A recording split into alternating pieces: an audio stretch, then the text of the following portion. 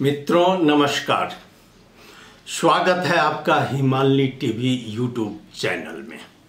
मैं हूं सच्चिदानंद मिश्र।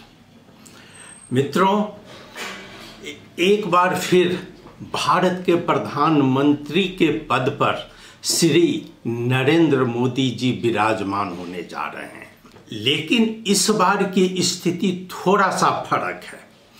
मैं अभी चर्चा करूंगा कि मोदी साहब की ये जीत पर नेपाल में जो राजनीतिक कंपन हो रहा है उसकी मैं चर्चा करने जा रहा हूं कि आखिर नेपाल में इतने सारे लोग क्यों थरथरा रहे हैं, क्यों कांप रहे हैं और उनसे क्यों परेशानी इन लोगों को बढ़ रही है। मैं बात कर रहा हूं अभी कि नेपाल के ही कुछ लोग, मीडिया जो बहुत पहले से एक अभियान चला रही थी कि नरेंद्र मोदी साहब हार जाए, भारत में भारतीय जनता पार्टी की जीत नहीं हो, इस पर जो पश्चिमी कंट्री है वह पश्चिमी कंट्री नेपाली मीडिया के थ्रू ये अभियान चला रही थी, जिसके कारण क्या हुआ कि नेपाल के ही,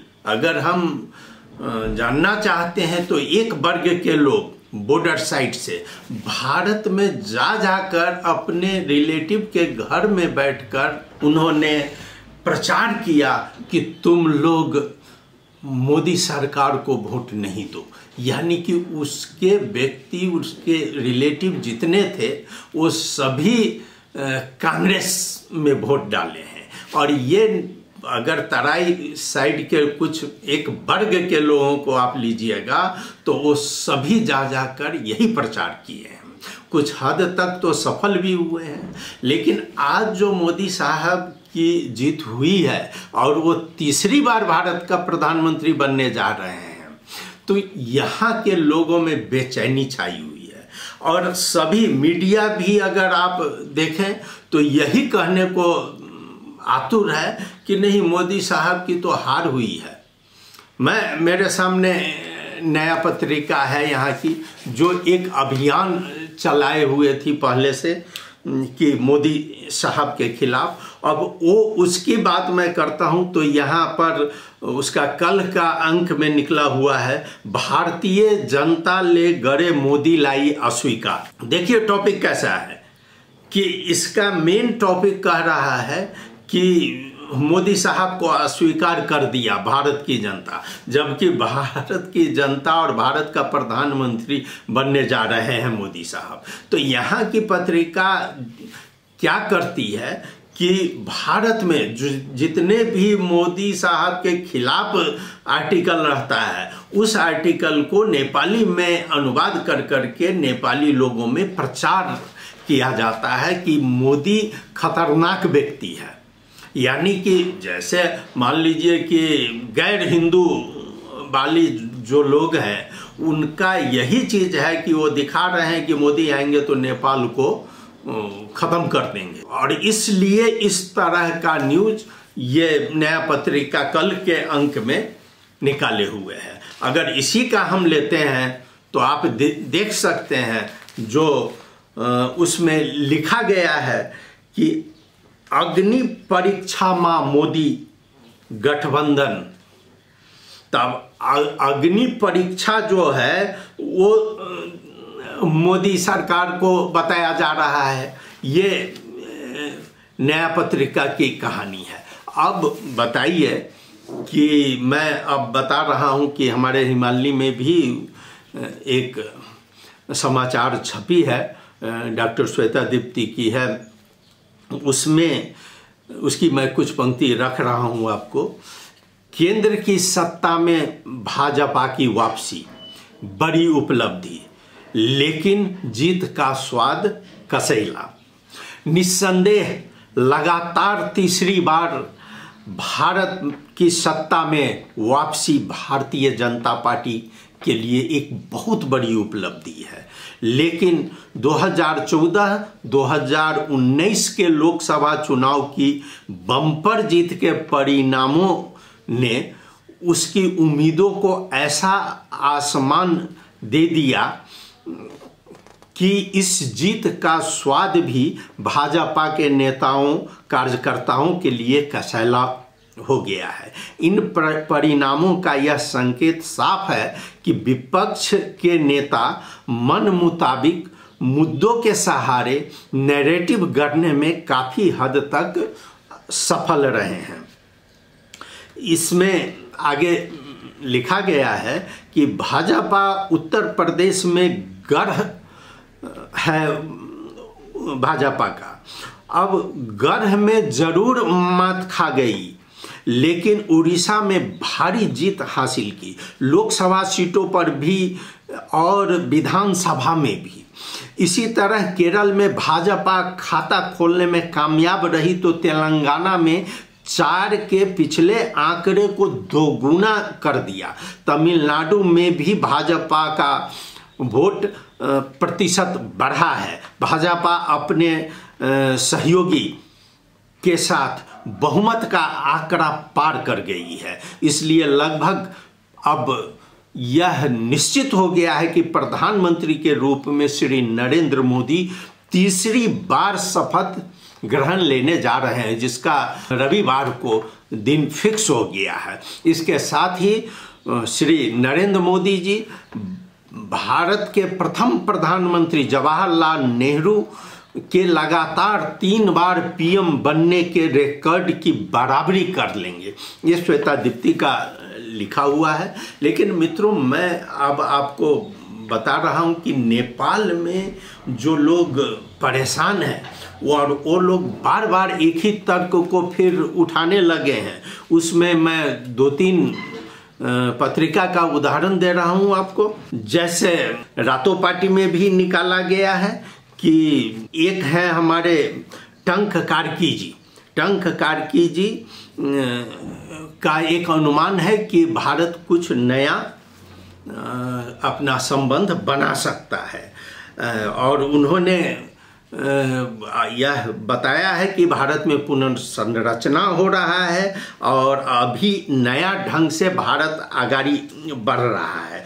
मोदी सरकार की बुझाई यही है कि अब वो नए प्रकार से जाए, इनका अपना मानना है। यही कारण नेपाल भारत संयुक्त प्रबुद्ध समूह को प्रतिवेदन दुबई देश ले स्वीकृत का लागी भारत ले पुनर्विचार करने संभावना अब एक कार्की जी का है। अब नेपाल में 2-3 मुद्दा को बार बार आगे किया जा रहा है। एक तो ईपीजी का, इन लोगों का है कि इतने दिन से ईपीजी मोदी सरकार नहीं बुझी थी, तो अब इनको हो रहा है कि अब ईपीजी मोदी सरकार बुझ लेगी, जिसकी दूर दूर तक कोई संभावना नहीं दिखता है। और दूसरी बात, यहाँ के लोग जो है सो सबसे ज़्यादा क्या लगता है कि हिंदू राष्ट्र, अब उनको है कि मोदी साहब ही नेपाल को हिंदू राष्ट्र बनाने की कोशिश कर रहे थे, जबकि भारतीय जनता पार्टी कई बार कह चुकी है कि भारतीय जनता पार्टी का ऐसा कोई प्लान नहीं है कि नेपाल को हिंदू राष्ट्र बनाया जाए। इसमें मैं 2-3 लोगों को का बता रहा हूं। जैसे एक डेनमार्क के पूर्व राजदूत थे विजयकांत कर, इनका भी मानना है कि भारत में हिंदू राष्ट्र को योजना तू ही कोचा। अब ये इनको कहां से मालूम है कि हिंदू राष्ट्र की योजना बनाने की योजना थी, वो अब खत्म हो गई है। अब इनको आया होगा कहीं उधर से खबर कि अब हिंदू राष्ट्र नहीं बनेगा। नेपाल लाई हिंदू राष्ट्र बनाउन लाग्ने संभावना नहीं अब छैन।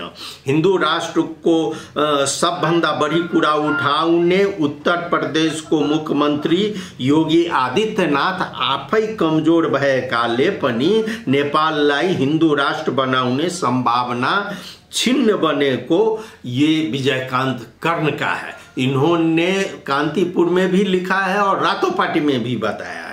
अब प्रश्न यह उठता है कि क्या योगी साहब कभी बोले थे कि नेपाल को हिंदू राष्ट्र बन जाना चाहिए?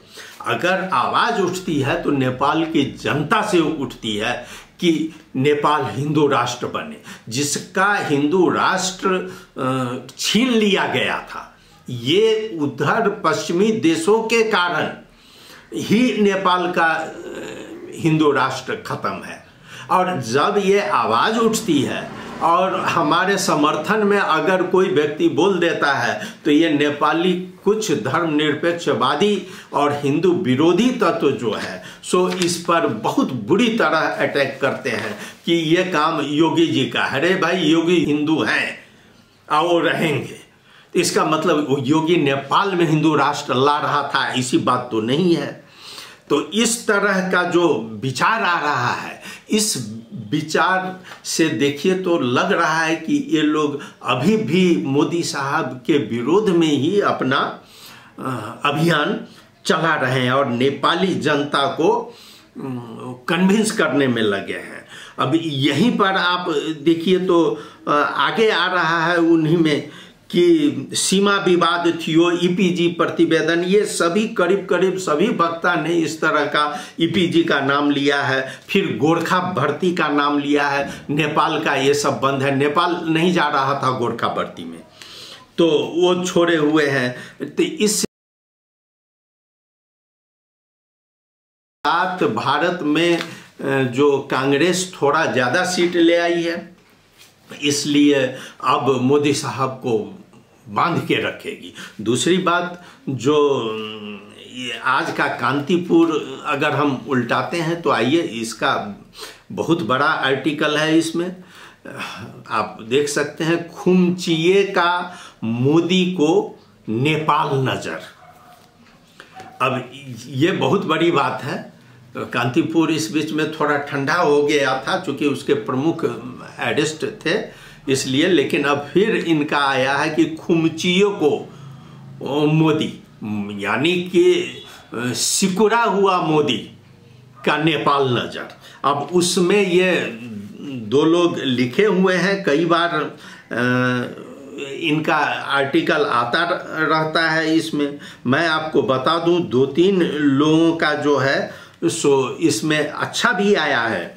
अब जैसे बहुमत राजबाट गठबंधन सरकार को नेतृत्व गर्दा गर्दै मोदी को नेपाल नीति कस्तो रहला भन्ने में यहाँ बड़ी चासो छ। इसने भी प्रश्न किया है कि अब वो बहुमत वाले मोदी थे, अब मोदी इनके हिसाब से सिकुड़ गए हैं, जबकि स्पष्ट है कि भारत में सबसे बड़ी पार्टी है, बस थोड़ा सा दूर है, लेकिन अभी भी उनकी गठबंधन की जो है वो गठबंधन भारतीय जनता पार्टी के सहयोग से वह सबसे बड़ी पार्टी है और बहुमत से कहीं ऊपर है। 292 सीट मामूली नहीं है।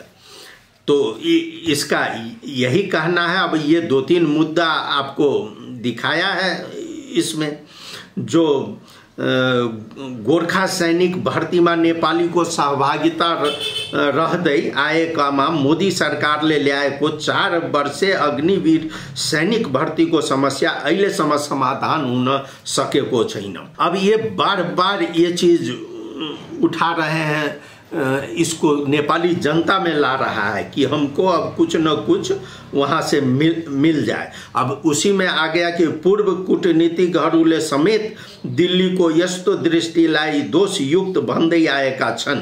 यसले नेपाल र भारतको ऐतिहासिक सम्बन्धलाई कमजोर बनाएको राजनीतिक भन्दा पनि प्रशासनिक नेतृत्व हावी भएको टिप्पणी गरेको छ। अब इसमें आपको बता दें कि ये पत्रिका और नेपाल के जो राजनीतिक सलाहकार सब हैं वो सब खोज के वो मुद्दा ला रहे हैं कि अब ये नहीं होगा। अब आपको बता दें कि डॉक्टर लोकराज बराल पूर्व जो राजदूत भारत में थे, तो वो उन्होंने कल एक इंटरव्यू में ही कह दिया कि मोदी में अहम हो गया था और वो अहम के कारण मोदी जी का ये हाल हुआ है। तो आखिर हाल क्या हुआ? हाँ, सोचने वाली बात है कि जो व्यक्ति तीसरी बार प्रधानमंत्री बनने जा रहा है तो उसका बुरा हाल क्या हो गया।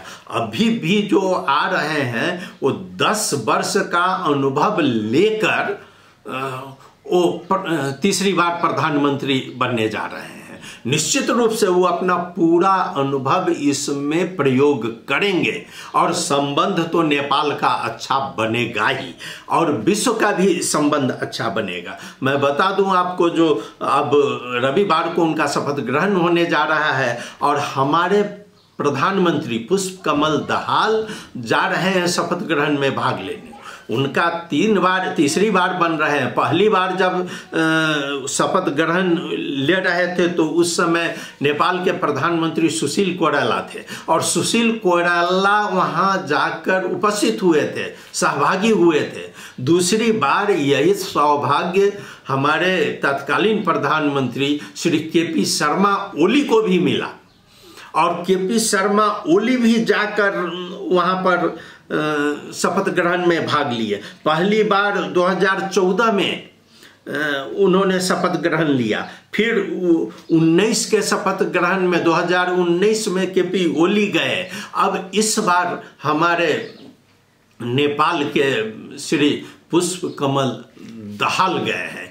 यह भी हमारे नेपाल के लिए भी सौभाग्य की बात है कि जब भी मोदी साहब अपना शपथ ग्रहण समारोह किए हैं वह छिमेकी यानी कि पड़ोसी को पहले किए हैं और नेपाल हर बार शामिल हुआ है। और उसी तरह पहली बार मोदी साहब थे तो 3 बार नेपाल आए, दूसरी बार 2 बार नेपाल आए और नेपाल को भरपूर सहयोग करते रहे हैं। लेकिन उसी तरह मैं एक और इनमें है राजनीतिक प्राध्यापक मीना वैद्यमल, अच्छा टिप्पणी है इनका कि भारतमा भाजपाको बहुमत नआउनुले कुनै पनि कुरा उही अवस्थामा रहँदैन भन्ने सन्देश दिएको मानिन्छ। अहिलेको अवस्थामा कुनै पनि मुलुकको आन्तरिक नीतिले वाम नीतिलाई प्रभाव पार्छ भन्ने वाम नीतिले पनि आन्तरिक नीतिलाई प्रभाव पार्छ। उनले भनिन् त्यसैले गर्दा सार तत्व भनेको आफ्नो विदेश नीतिमा रहेर संतुलित रूपमा संबंध राखने हो। ये बहुत अच्छा सुझाव है कि रे भाई भारत की विदेश नीति क्या होगी और भारत कैसा संबंध रखेगा वो महत्व नहीं रखता है। महत्व तो ये रखता है कि हमारी विदेश नीति क्या है, नेपाल की विदेश नीति क्या है और हम अब भारत से कैसा संबंध चाहते हैं। चूँकि एक इसमें टिप्पणी भी है कि अगर आप देखिए मोदी साहब से पहले हमारी क्या नीति थी कि नेपाल आना भी बंद था। जो आपका अभी चुच्चे नक्शा की बात होती है और कोई चीज़ की बात होती है वो सारा चीज़ बंद था। कभी भारत से बात ही नहीं हो पा रही थी, भारत के प्रधानमंत्री नेपाल नहीं आ रहे थे और हमारा सारा मामला पड़ा हुआ था। लेकिन अब जो है सो जब मोदी साहब प्रधानमंत्री बने हैं तो आखिर उस चुच्चे नक्शे पर भी बात हो रही है और नेपाल और भारत के बीच में सीमा संबंध पर कई दफा बातचीत हो चुकी है। अब किसी का समाधान हुआ है और कोई समाधान के रास्ते में है, ये बात अलग है। लेकिन ब्यूरोक्रेटिक स्तर पर दोनों देश में बहुत ज़्यादा वार्ता हो रहा है और ये मोदी साहब की उपलब्धि है, मोदी साहब की देन है, जिसके कारण वह उन्होंने नेपाल को इतना महत्व दिया है। हमारी 3 करोड़ आबादी है, भारत की आबादी 1 अरब 40 करोड़, इससे भी ज़्यादा है। ठीक है, हम लोग एक नारा देते हैं, सबसे बड़ा नारा है हमारा सोवेरेनिटी का और नेपाल में यही दिक्कत हो जाता है कि जब भी भारत का अगर कोई कुछ बोल दे तो नेपाल के अस्तित्व ही खतरा में चला जाता है। ये मनगढ़ंत राष्ट्रीयता नेपाल को अपनी नीति भी बनाने से अलग रखती है। तो मैं अब ये बता रहा हूँ आपको कि मोदी साहब भारत के प्रधानमंत्री बने हैं, हम उनको कितना सपोर्ट किए हैं। शुभकामना देने वाले भी यहाँ बहुत कम थे।